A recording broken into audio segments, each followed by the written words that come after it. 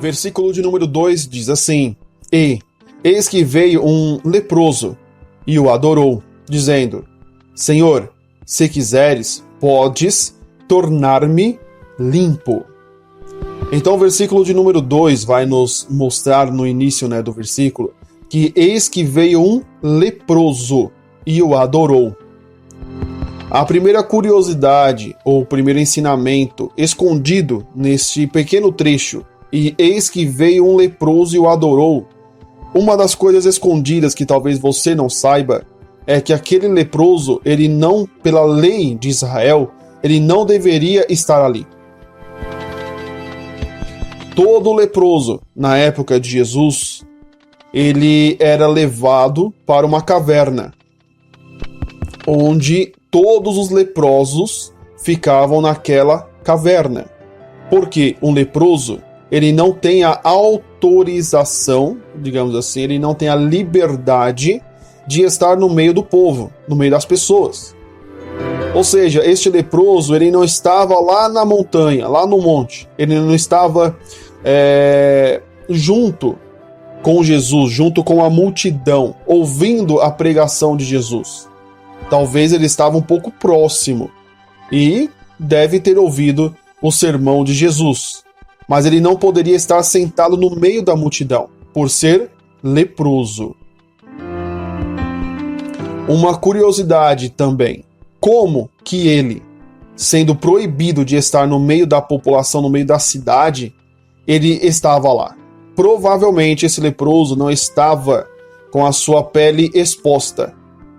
Provavelmente, a Bíblia não diz, mas provavelmente ele estava envolto de lençóis, tecido, roupa para esconder todo o seu corpo. Aí você fala assim: então como que Jesus sabia que ele era leproso?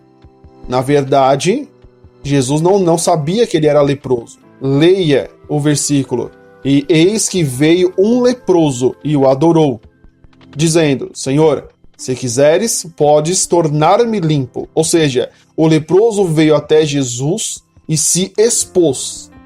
Quando o leproso diz: Senhor, se quiseres, podes tornar-me limpo, Jesus e todos ali que estavam, quem ouviu, essa frase, sabia que aquele homem era leproso. Que a expressão tornar-me limpo era usada por pessoas que tinham lepra naquela época. Você sabia uma outra curiosidade? Esse leproso, se ele fosse descoberto pela população, ele, homem leproso, no meio da população, no meio do povo, ele seria apedrejado até a morte. Porque um leproso estava descumprindo a lei. E se ele estava no meio do povo, ele estava transmitindo a lepra. Para você que não sabe, a lepra ela é transmitível. Por causa disso, não era permitido que um leproso ficasse no meio da sua família, no meio da cidade, do bairro em que ele morava. Por isso que ele tinha que ser levado para a caverna e ficar lá até a morte. A sentença de um leproso era o quê? A morte. Então esse leproso sabia que ele ia morrer. Ou ele ia morrer por lepra, lá na caverna, no alto das montanhas, ou ele iria morrer apedrejado, certo? Então, se você vai morrer, qual é o problema de correr o risco de morrer mais cedo? E ele correu esse risco. Eu tenho certeza que esse leproso, ele ouviu pelo menos um pouco do Sermão do Monte, o sermão a qual Jesus trouxe até o capítulo de número 7, que nós já estudamos. Porque para ele ter essa fé, essa confiança que Jesus poderia curar ele, então ele tinha conhecimento. Ou seja, ele ouviu Jesus pregando. Mas será que ele não ouviu alguém falando de Jesus em algum canto? Não.